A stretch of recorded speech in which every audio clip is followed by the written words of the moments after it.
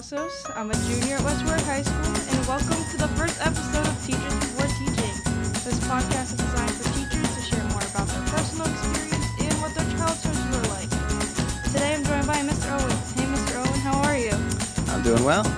It's been a nice start to the school year. I have good groups. I'm working with good people. And the weather's still nice, so doing well. Yeah, that's a plus. All right, let's get straight into it today. All right, we're going to start off with, where did you grow up? So I have always lived in Rhode Island. I grew up in Little Compton. I'd say if you're from this side of the state, most people don't even know about it. I don't know where that is. So it is in the southeasternmost part of the state. There are only about 3,000 people. Wow. The population doubles in the summer because it is a very nice place. Do you have, like, ocean view? So it is a very unique place because it's very country, yet it is also on the ocean, and it's on the Sakonnet River. So there isn't a lot to do. There isn't a reason to really tell people to go there. There is a vineyard, and there are some halfway decent restaurants. But there's really only one big public beach. A couple of them are private beaches. So not too many people have reasons to travel to Little Compton, but it's a beautiful place, and if you know someone there, if you have a reason to go, I recommend it. Is that the only place you ever lived, or? No, so up until I went to college, I went to URI, so I got to live on campus for a couple years, and then I moved to Narragansett to finish off at URI. More ocean view. And I actually was very lucky. I had a place on the ocean one year. What? Yeah. It was those were some of the best times of my life. They were fantastic. And then after college, I moved to Bristol for a couple of years, so another waterfront community. And then up to, once I got a job here at West Warwick High School, I moved to Warwick. Oh, that's close. You got that. And I actually lived right on the water in Warwick. Oh my God! Do you just like the ocean? Is that what I'm getting? I feel like I've been drawn to the ocean my whole life. I grew up half a mile from the ocean, so I have to be there. My wife and kids, we go there all the time. We love it. Pretty fortunate to always be in a nice spot. Very nice. Now, what were some of your favorite high school experiences? You know, I really loved high school. I played soccer, I played golf, and I ran indoor track. Were you any good? I wouldn't say I was, like, really good. I was probably one of the better players on the team, but, I'm not a crazy athlete. Yeah. Where did you go? Living in Little Compton, what school? Oh, yeah, what school? Yeah, so back in 2002, when I graduated, all Little Compton students went to Middletown because they didn't have a high school. And they still don't have a high school, but now they all go to Portsmouth. So Portsmouth has a small population of Little Compton students now. But yeah, no, I loved playing soccer. On the golf team, you get to play all the nicest courses in the state of Rhode Island. So that was a really nice part about that. And I had some great teachers in high school that I really took to. I had a history teacher that just made me really like U.S. history. I had a physics teacher that made everything make sense. So I really liked physics, and among plenty of other classes that I enjoyed. All right. Now, kind of going off of that, what made you want to become a teacher? Well, having a positive experience in school is certainly part of it, and I've always had that. But I think the biggest thing was, growing up, I always really liked kids.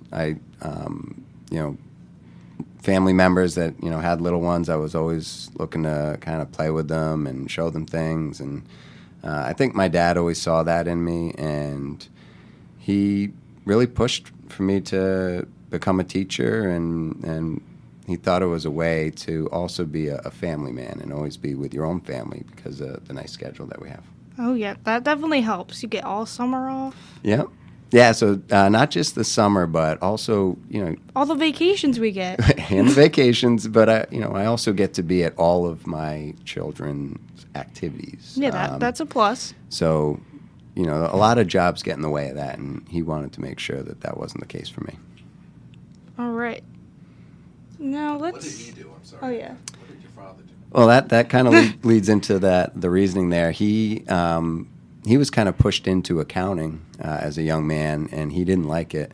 But he was traveling the country for his job when my older brothers when he was raising them, and so he didn't get to spend a lot of time with them during their younger years, and that's one of his biggest regrets. And so he quit his job and he started a painting business when I was born, and so it allowed him to free up his schedule and spend time with his kids. That's really cool. It was great. Well, let's go into some things people may not know about your childhood, high school life, anything around that. So I guess as a child, growing up in Little Compton, it's such a unique spot. Every house has to have at least 3 acres. There are a lot of woods. So I was really the type of kid who was always out in the woods, always fishing. Just you have to kind of find things to do in Little Compton. So I'm more of an outdoorsy type than people might not know about. I really like to go hiking with my family. I grew up going to like national parks as our vacations. We'd always go camping. So we never got to do Disney. We never got to do like the white sand beaches. So I really want to show my children the same experience if possible. We haven't done any real big national parks yet, but they're still young, so we have time. Is that a future plan to go to national parks? It's in the plans, but it also is very expensive. So we're trying to give them as many of those experiences as we got when we were children, but one step at a time. So we go camping a bit, and we have gotten them to some cool spots, but no national parks yet. What was your favorite national park? Probably, that's a tough one. You could say multiple. Okay, I'll so give you that. Glacier National Park is in Montana, and Wow. it's incredible. And just north of that, in Canada, is Banff and Jasper, and those are just stunning. Yosemite out in California, I climbed the Half Dome. I didn't do it like a mountaineer would Like a do professional. it. Well, a professional mountain climber, might go up the face of the Half Dome. You see the free solo guys that do it without ropes. I'm not capable of doing anything like that.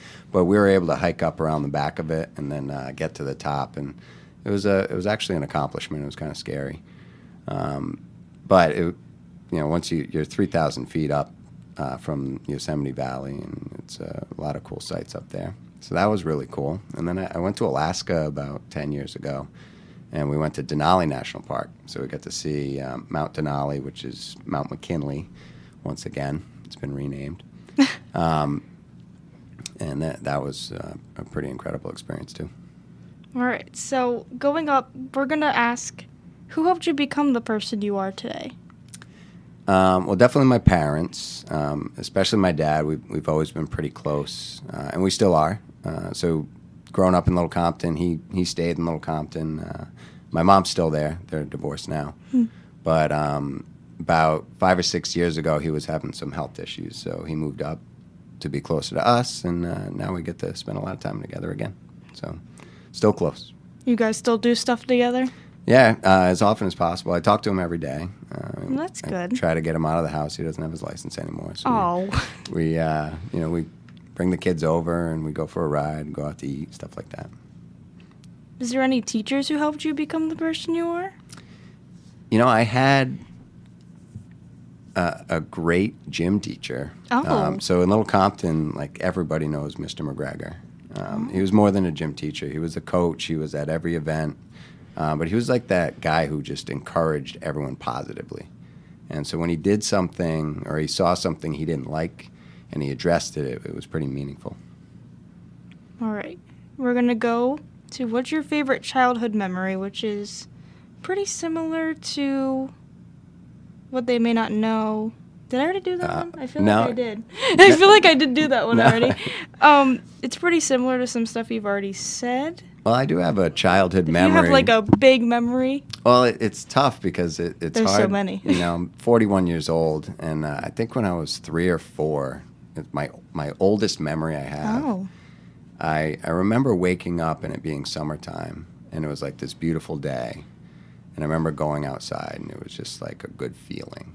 That's all I remember. But It's a good memory. It is, and it kind of makes you wish you could go back, but Yeah, I think everyone wants to go back to their childhood. not happening. Do you still have any childhood or high school friends that you talk to? I do. So right around that age, I met one of my closest friends in preschool, and we're still really good friends today. And, throughout growing up in high school and in college, I try to maintain the friendships that I made. And I think really a lot of it comes down to making sure differences don't get in the way. My best friend from the age of 4, we couldn't be more different, but it doesn't matter. We're still close. Going off of that, is there anything you would tell students to do better with their friends? Because I know a lot of students here are not good friends to some of their friends. Well, a lot of it comes down to kind of forgiveness. Like, Yeah. no one is perfect. I'm not perfect. You're not perfect. And if you allow people to make mistakes, then you're going to still have those friendships, and they'll be there when you need them. We're going to go back to, was there a teacher who had a great impact on your life? Which we have talked about. So is there any other teacher you can think of? Any other teacher? So Mr. McGregor obviously had a big impact. And in Little Compton, the school is from kindergarten to 8th grade. So he was there for 9 years. That's different. So that's part of why he was so impactful. I think in high school, the history teacher I talked about earlier, he didn't just want to give you dates, and he didn't just want to give you things that happened in history and kind of lay it down on paper and ask you to memorize anything. He told all these stories, and he made them very meaningful. And so he kind of brought a story to every concept. And one thing about this high school is, I've sat in several history classes, and I hear that. And I think that's pretty special. I know when I had you used to tell stories too. I like to tell stories. It helped me though. Good. It kind of thank showed you. that you were a real person, Thank you. Some Thank you. people don't look at their teachers as people. I know a lot of people. Yeah, we all are. We're all real. Yeah. And I think that's important. For students listening, they are real people. Please respect them. Absolutely. Mr. White, you have anything to chime in over there?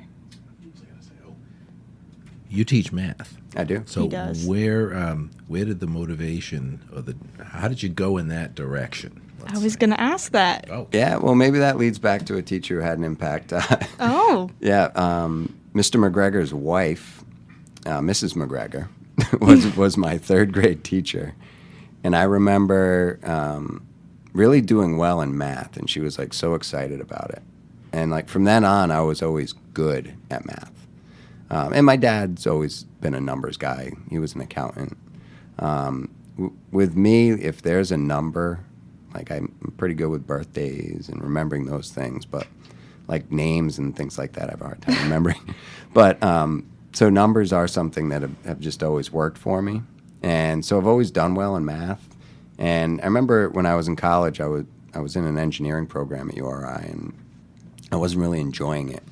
And I sat down with my dad, and he knew that, and he didn't like that I wasn't liking it. And so that was when he really tried to encourage me to change my major into teaching.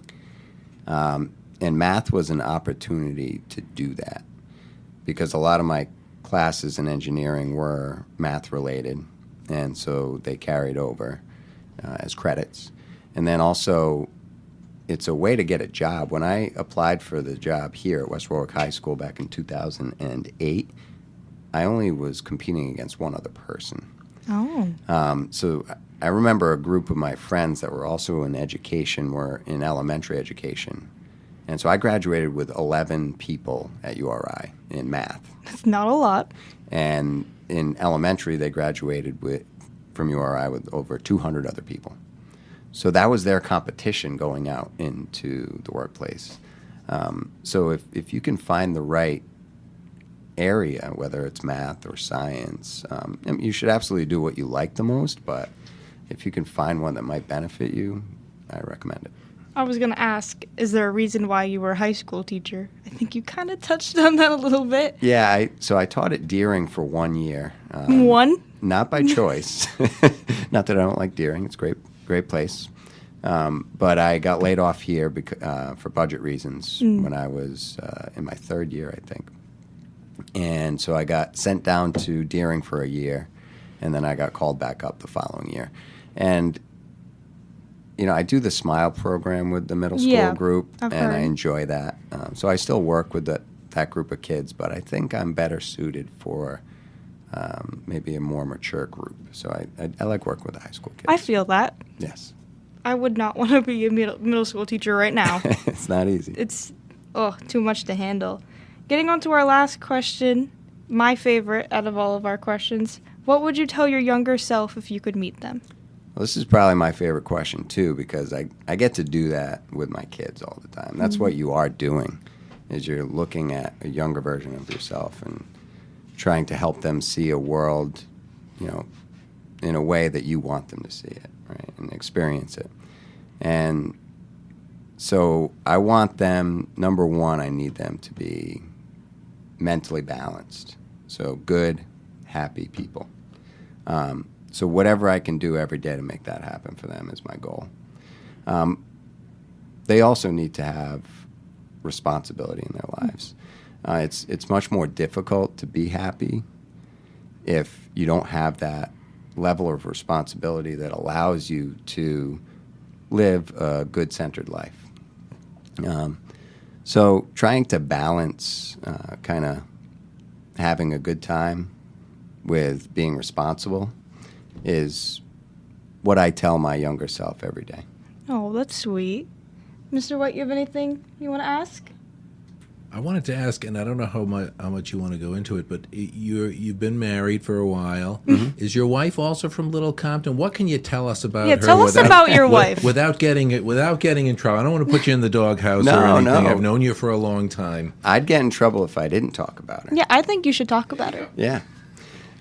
So we went to high school together in Middletown. So she is from Middletown. Her family's all still down there. So we're in Middletown a lot. Spending time with her parents and her sister, and so her mom is actually from Little Compton, and so there are ties to more than just she and I.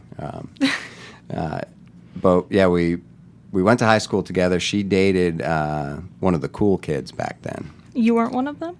No. So he was the football player on the high school. He was the running back on the football team. I guess she didn't want the golfer, right? Aww. And so we went to college, and then after college, she actually asked me out on a date. Oh. Mm-hmm. And I was quite excited.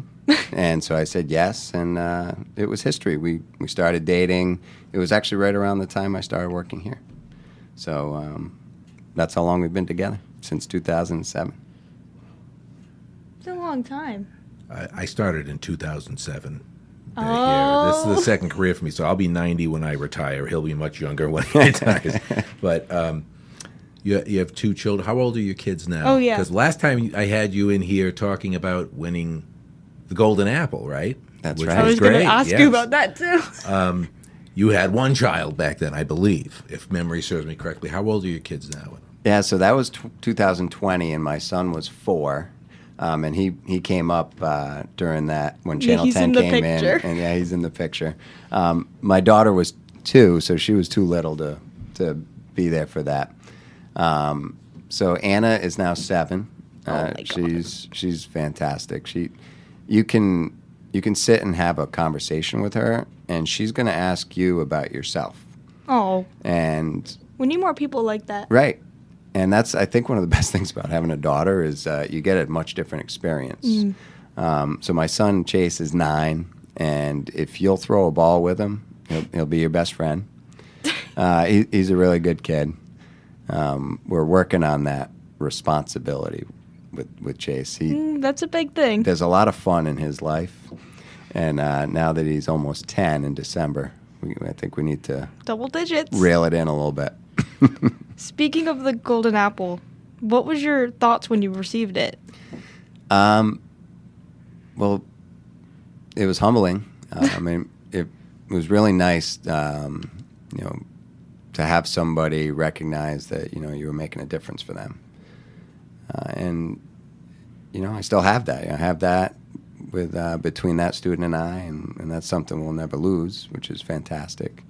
And, I have that moment with my family, too, having my son run up and jump in my arms. Be in the pictures. Everyone, if you look up Mr. Owen, you'll find the picture. Yep. And, and for my parents, they never stop talking about it. They think that award means you're like the best teacher in the country or something. Pretty much. Well, it does. To me, it does. Well, I said that to someone, and they said, "Oh, let them think that.